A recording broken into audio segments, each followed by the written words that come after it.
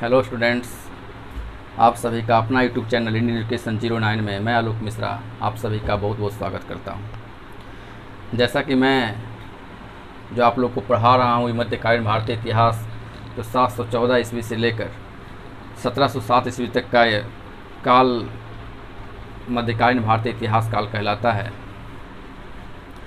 उस कड़ी में मैं आपको राजपूत वंश पढ़ा रहा था, राजपूत काल पढ़ा रहा था, और उसी को मैं आज आगे बढ़ाते हुए, या यूँ कहें कि आज लास्ट का लास्ट है राजपूत काल का, जो दो वंशों के साथ ख़त्म हो जाएगा ये राजपूत काल। एक चंदेल वंश और दूसरा कलचूड़ी या चेदी वंश।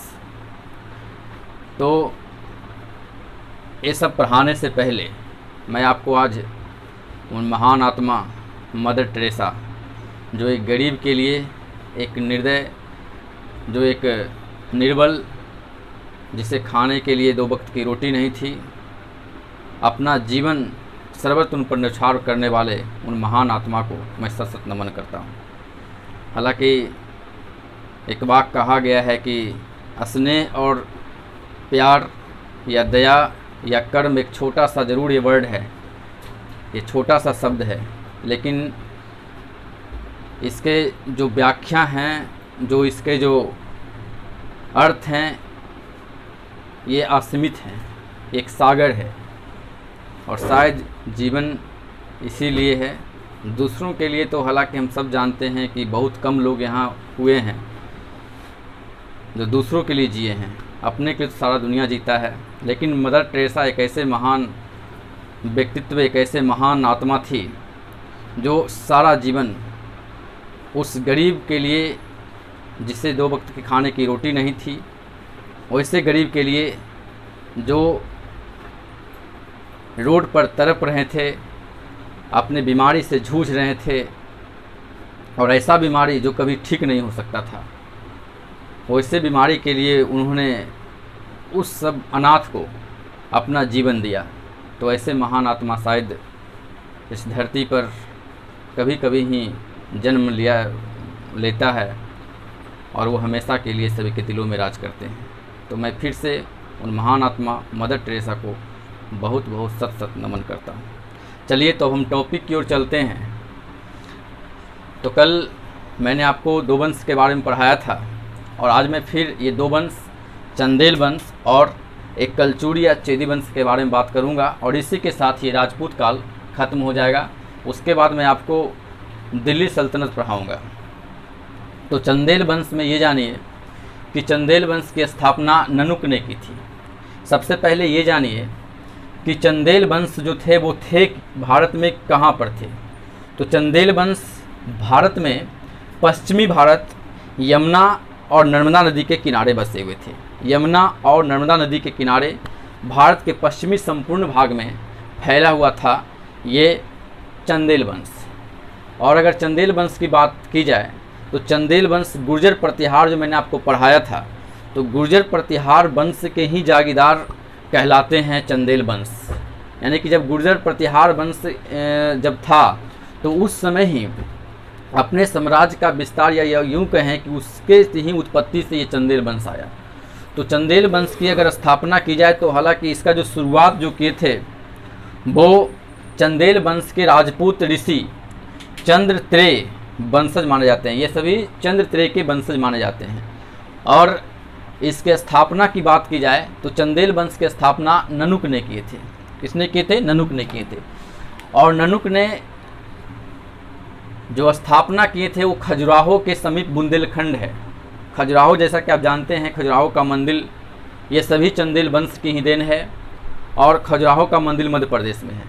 तो चंदेल वंश की स्थापना ननुक ने खजुराहो के समीप बुंदेलखंड में की थी। चंदेल वंश की जो राजधानी थी, आरंभिक राजधानी, जब चंदेल वंश की स्थापना हुई तो उस समय जो राजधानी थी वो थी कालिंजर, जिसे महोबा भी कहते हैं। यानी कि महोबा के पास जो है कालिंजर है, तो वहीं इसकी आरंभिक राजधानी थी चंदेल वंश की।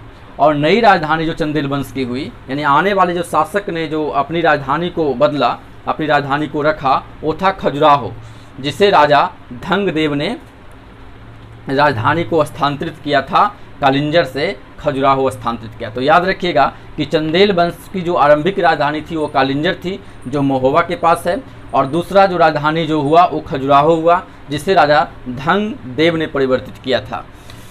तो यहाँ पर जब बुंदेलखंड की बात हुई, मैंने यहाँ कहा कि जो चंदेल वंश था वो खजुराहो के समीप बुंदेलखंड जगह पे इसका स्थापना हुआ था, या यूँ कहें कि वहाँ पे लोग बसे हुए थे। तो बुंदेलखंड का जो प्राचीन नाम था, अभी उसको हम बुंदेलखंड के नाम से जानते हैं, और बुंदेलखंड का जो प्राचीन नाम था वो था जेजाक भुक्ति। क्या था? जेजाक भुक्ति था।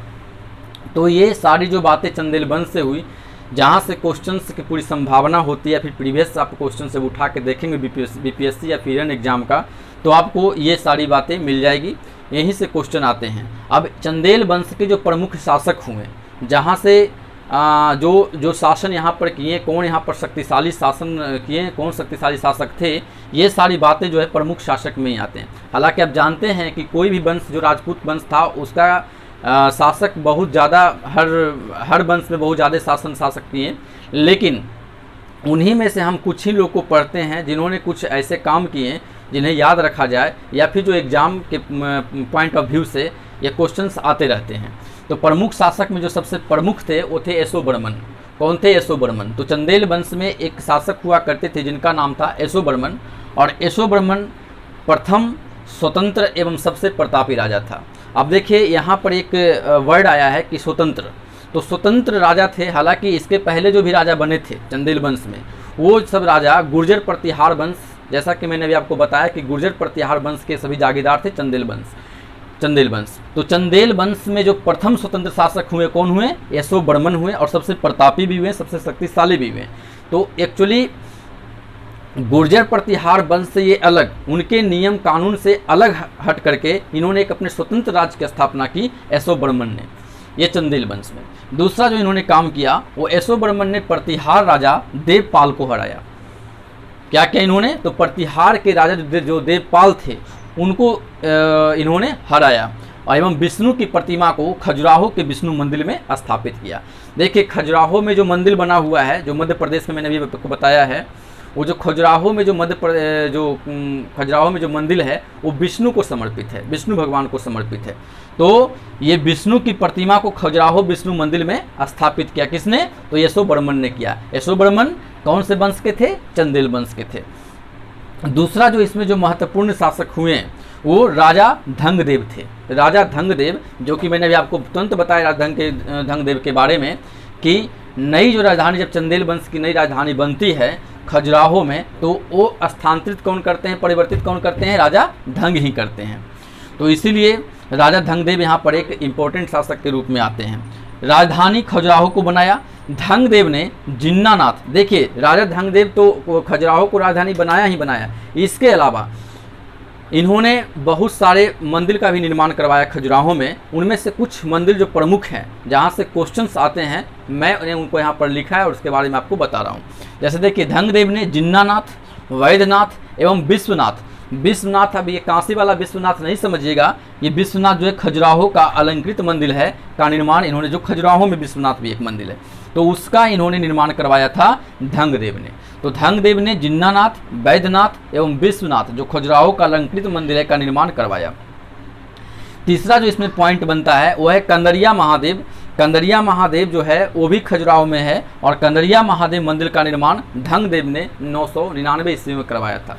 तो कंदरिया महादेव का मंदिर कब, कहाँ? खजुराहो में करवाया था। कब करवाया था? तो 999 ईस्वी में करवाया गया था। तो ये मुख्य पॉइंट थे। और ये लास्ट पॉइंट जो है, क्योंकि चंदेल वंश के राजा धंगदेव जो थे वो एक प्रतापी राजा कहें, या फिर कहें कि सबसे महत्वपूर्ण राजा चंदेल वंश के थे, तो वो जो अपना प्राण त्याग, जो अपना शरीर का त्याग करते हैं, वो गंगा यमुना संगम पर जाकर के शिव की आराधना करते हुए, शिव भगवान की पूजा करते, उनकी आराधना करते अपने शरीर को त्याग करते हैं। तो ये कहानी थी आपकी राजा धंगदेव की। उसके बाद जो इनमें जो प्रमुख जो शासक होते हैं वो होते हैं परमदिरदेव। इन्होंने किया चंदेल वंश का अंतिम शासक था। अगर आपसे क्वेश्चन पूछा जाए कि चंदेल वंश के स्थापना करने वाले कौन थे, तो अभी मैंने आपको बताया कि नन्नूक थे। लेकिन अगर क्वेश्चन किया जाए कि चंदेल वंश के अंतिम शासक कौन थे, तो अंतिम शासक थे परमदिरदेव थे। याद रखिएगा। और दूसरा इनमें जो महत्वपूर्ण जो पॉइंट है वो है 1202 ईस्वी में इसने कुतुबीन ऐबक की अधीनता स्वीकार कर ली थी। यहाँ पर परमृदिदेव ने क्या की कि 1202 ईस्वी में कुतुबीन ऐबक की इन्होंने अधीनता स्वीकार कर ली। इसका मीन्स हुआ कि वो जो कुतुबीन ऐबक चाहता था, यानी उसके डर से कहिए, इन्होंने क्या किया, उसकी अधीनता को स्वीकार कर ले कि मैं चलिए जो जैसे आप कहिएगा वैसे मैं राज चलाऊंगा। ये बात नागवार गुजरी किसको? अजय देव को गुजरी, जो उस वंश का, चंदेल वंश का परमृदिदेव जो शासक थे उसका मंत्री था। वो क्या करता है, परमृदिदेव की हत्या कर देता है। तो ये बातें थी परमृदिदेव से। उसके बाद देखिए कुछ जो महत्वपूर्ण जो शासक से भी हटकर या कहिए चंदेल वंश के ही कुछ जो महत्वपूर्ण अन्य बिंदु हैं उसके बारे में भी मैं चर्चा यहाँ पर किया हूँ, जहाँ से मुख्य पॉइंट बनते हैं। देखिए पहला, चंदेलों ने खजुराहो में 30 मंदिरों का निर्माण करवाया। चंदेलों ने क्या किया? तो 30 मंदिरों का निर्माण करवाया था। कहाँ? खजुराहो में। और आपको मैं एक चीज़ और बताना चाहता हूँ कि जो खजुराहो जो मैं बता रहा हूँ आपको, या फिर चंदेल वंश की बात कर रहा हूँ, चंदेल वंश में अगर भारत में बहुत ज़्यादा कुछ विकास हुआ तो मंदिरों का विकास हुआ। मंदिर का निर्माण बहुत तेज़ी से हुआ और मंदिर का स्थापना बहुत तेज़ी से हुआ। तो इसलिए चंदेलों ने खजुराहो में 30 मंदिरों का निर्माण करवाया था। और ये सारे जो मंदिर थे वो ब्राह्मण या फिर जैन से संबंधित थे। उस समय ब्राह्मण या जैन से ही संबंधित ये सारे मंदिर थे। तो सभी मंदिर जैन व ब्राह्मण से संबंधित थे। उसके बाद देखिए विद्याधर एकमात्र नरेश था जिसने गजनवी का विरोध किया। अब देखिए यहाँ पर से एक क्वेश्चन ये है कि विद्याधर को याद रखिएगा, वो मात्र एक ऐसे नरेश थे, एक ऐसे राजा थे जो मोहम्मद गजनवी, आपको पता है मोहम्मद गजनवी, तो मोहम्मद गजनवी को इसने विरोध किया था। बस चंदेल वंश का एकमात्र ही शासक था। उसके बाद देखिए इनमें एक पुस्तक भी, इस चंदेल वंश में एक पुस्तक भी लिखा गया था। वो पुस्तक का नाम था प्रबंध चंद्रोदय, जिसकी रचना कृष्ण मिश्र ने की थी। तो आप इस पॉइंट को याद रखिएगा कि कृष्ण मिश्र ने एक किताब की रचना की, उसका नाम था प्रबंध चंद्रोदय था। अब देखिए ये तो सारी बात से चंदेल वंश से हुई। मैं आपको एक बार फिर से रिवीजन करवा देता हूँ कि देखिए चंदेल वंश की स्थापना ननुक ने की थी, जो खजुराहो के समीप बुंदेलखंड में है। और इसकी आरंभिक राजधानी कालिंजर महोबा थी। नई राजधानी खजुराहो, जिसे राजा धंग देव ने प्रवृत्ति किया था। बुंदेलखंड का जो प्राचीन नाम है वो है जजाक भुक्ति, जबकि इसके प्रमुख कुछ शासक हुए सोबरमन, राजा धंगदेव और परमृदिदेव। उसके बाद इसमें अन्य बिंदु में अगर देखा जाए तो खजुराहो में 30 मंदिरों का निर्माण करने वाला ये चंदेल वंशी था और सभी मंदिर जैन ब्राह्मण संबंधित थे। जबकि विद्याधर एकमात्र नरेश चंदेल वंश का था जो गजनवी का विरोध किया था। इस समय एक पुस्तक भी लिखी गई थी जिसका नाम था प्रबंध चंद्रोदय, और ये किताब कृष्ण मिश्र ने लिखी थी। तो इस पॉइंट को आप याद रखिएगा। तो इस तरह से मैंने आपको चंदेल वंश को खत्म किया। और आगे जो इसके जो लास्ट वंश राजपूत काल के हैं, जिससे आपको जानना जरूरी है, जहाँ से क्वेश्चंस पूछे जाते हैं, मैं उसकी चर्चा करता हूँ। और वो वंश कौन सा है? कलचूड़ी या चेदी वंश है। कौन सा वंश? कलचूड़ी या चेदी वंश। अब मैं आपको बताता हूँ कि ये दो वंश यहाँ पर है, लेकिन उसका एक ही नाम दिया गया है, कलचूड़ी या चेदी वंश। देखिए कलचूड़ी दो वंश थे। कलचूड़ी अगर कहा जाए तो कलचूड़ी एक दो वंश थे, कलचूड़ी और चेदी वंश। लेकिन क्योंकि इसका साम्राज्य इसका एक ही था, तो इसलिए कलचूड़ी चेदी वंश को एक ही नाम से हम लोग जानते हैं। देखिए कलचूड़ी जो वंश था ने एक्चुअली में मध्य प्रदेश तथा राजस्थान, मध्य प्रदेश तथा राजस्थान के क्षेत्र में जो लोग अपने वंश को, जो अपने लोग वंश को बसाए थे, या फिर ये समझिए जो अपने वहाँ पर जो शासक कर रहे थे, वो चेदी वंश कहलाए। तो चेदी वंश कहाँ पर थे? चेदी वंश थे मध्य प्रदेश और राजस्थान के भागों में थे। जबकि कलचूड़ी वंश जो है वो दक्षिणी भारत में बसे हुए थे। दक्षिणी भारत में कर्नाटक, आप कर्नाटक जगह को याद रखिएगा, तो दक्षिणी भारत में कर्नाटक जगह में कलचूड़ी वंश चल रहा था, और मध्य प्रदेश और राजस्थान में क्या चल रहा था? चेदी वंश चल रहा था। तो चलिए हम इसके बारे में अब जानते हैं। तो देखिए कलचूड़ी या चेदी वंश, इसकी स्थापना कोकल ने की थी। किसने की थी? कोकल ने की थी। कलचूड़ी या चेदी वंश की स्थापना कोकल ने की थी। राजधानी त्रिपुरा थी, मध्य प्रदेश जबलपुर के पास। त्रिपुरी एक जगह है जो कहाँ है? मध्य प्रदेश में जबलपुर एक जगह है, जबलपुर। तो वहीं पर ये वंश की स्थापना की गई थी। किसकी? उसकी राजधानी रखी गई थी त्रिपुरी की। और उसके संस्थापक कौन थे? कोकल, कलचूड़ी या चेदी वंश की। आगे देखिए कर्णदेव ने कलिंग पर विजय प्राप्त की। अच्छा, इसमें से एक चीज़ और मैं बता देना चाहता हूँ, इसमें जो इंपॉर्टेंट क्वेश्चन है मैंने उसको डायरेक्ट लिख दिया है। डायरेक्ट इसलिए लिखा है क्योंकि इसमें से बहुत कुछ ही जो खास हैं जहाँ से क्वेश्चन आने की संभावना होती है, तो इसमें मैंने अलग शासक के रूप में इसे नहीं लिखा है कि इसमें महत्वपूर्ण शासक कौन कौन थे। तो मैंने इसलिए सिर्फ डायरेक्ट पॉइंट को लिखा है। आप इस पॉइंट को ही सिर्फ ध्यान से देखिएगा, क्वेश्चंस आपको आराम से बन जाएगा। तो देखिए, कर्णदेव ने कलिंग पर विजय पर प्राप्त की और त्रिकर लिंगाधिपति की उपाधि धारण की। यहाँ पर मैं इसको अंडरलाइन कर देता हूँ, ये कर्णदेव देखिए इंपॉर्टेंट है। इस वंश के कर्णदेव किस वंश के थे? कलचूड़ी या फिर चेदी वंश के थे। और कर्णदेव ने क्या किया कि कलिंग पर आक्रमण किया, और जब कलिंग पर आक्रमण किया तो उसने कलिंग को जीत लिया। अब कलिंग कहाँ पड़ता है? तो कलिंग उड़ीसा में पड़ता है। तो कर्णदेव ने कलिंग पर विजय पर प्राप्त की और क्या उन्होंने अपने उपाधि धारण की? तो त्रिक लिंगाधिपति की उपाधि इन्होंने धारण की। कौन? कर्णदेव ने। उसके बाद देखिए, कर्णदेव ने कर्णमेख नामक शैव मंदिर का निर्माण करवाया। क्योंकि उनका नाम कर्णदेव था तो उन्हीं के नाम पर, अपने ही नाम पर इन्होंने एक शैव मंदिर किसको बोलते हैं? जो शिव को समर्पित मंदिर होता है। तो शैव मंदिर का इन्होंने क्या क्या निर्माण करवाया? कर्णमेख नाम से। क्या नाम था उस मंदिर का? कर्णमेख नाम मंदिर था जो शैव मंदिर को समर्पित था। इसका निर्माण करवाया कर्णदेव ने करवाया था।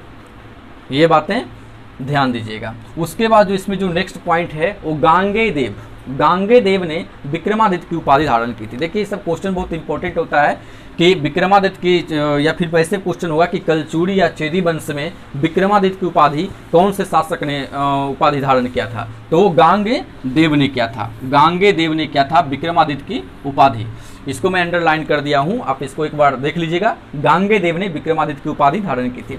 जब पूर्व मध्यकाल में, अच्छा इन्होंने एक और काम किया, गांगे देव ने एक और काम किया कि जब पूर्व मध्यकाल में, यानी कि पूर्व मध्यकाल में जब स्वर्ण के सिक्के बंद हो गए थे, स्वर्ण सिक्कों को विलुप्त हो गया था, उसे एक तरह से समझिए कि खत्म हो चुका था, अब स्वर्ण सिक्के नहीं चल रहे थे, तो उस समय इन्होंने क्या किया कि जब ये गांगे देव इस वंश के, कलचूड़ी या चेदी वंश के जब शासक बने, तो उन्होंने सर्वप्रथम इस सोने के सिक्कों को फिर से आरंभ करवाया था। ये इनकी प्रसिद्धि थी गांगे देव की। गांगे देव की क्या प्रसिद्धि थी कि इन्होंने विक्रमादित्य की उपाधि धारण की, और दूसरा क्या किया कि इन्होंने जब पूर्व मध्यकाल में स्वर्ण सिक्कों को विलुप्त हो गया तो इन्होंने उसे सर्वप्रथम प्रारंभ करवाया था। नेक्स्ट जो पॉइंट है इसमें, चेदी या कलचूड़ी वंश में प्रसिद्ध कवि राजशेखर थे।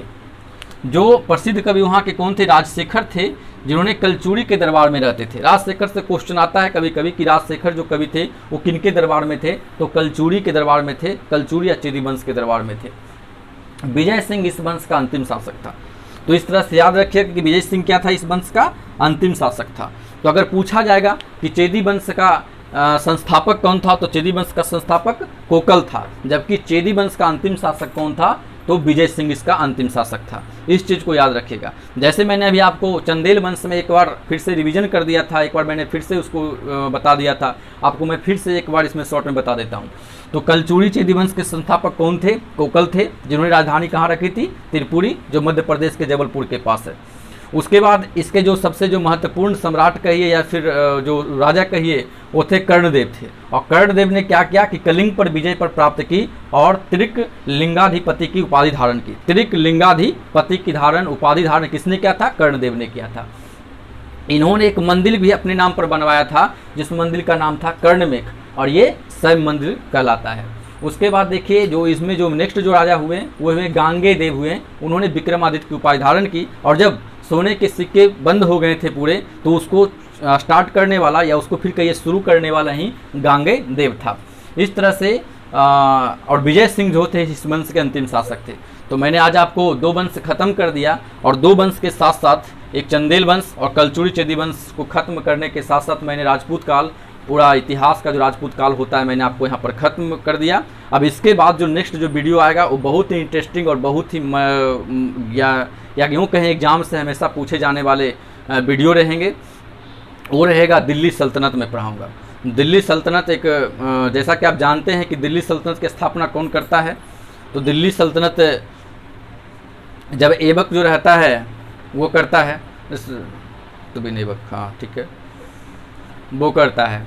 तो अब मैं दिल्ली सल्तनत पूरी बढ़िया से आपको बताऊंगा, आप उसे ध्यान से देखिएगा और समझने का प्रयास कीजिएगा। अगर मेरा वीडियो अच्छा लगे तो आप लाइक, सब्सक्राइब और शेयर करना नहीं भूलिएगा, इसे ज़रूर कीजिएगा। और अब मैं अगला जो वीडियो लाऊंगा दिल्ली सल्तनत, उसे आप ज़रूर देखिएगा। जय हिंद।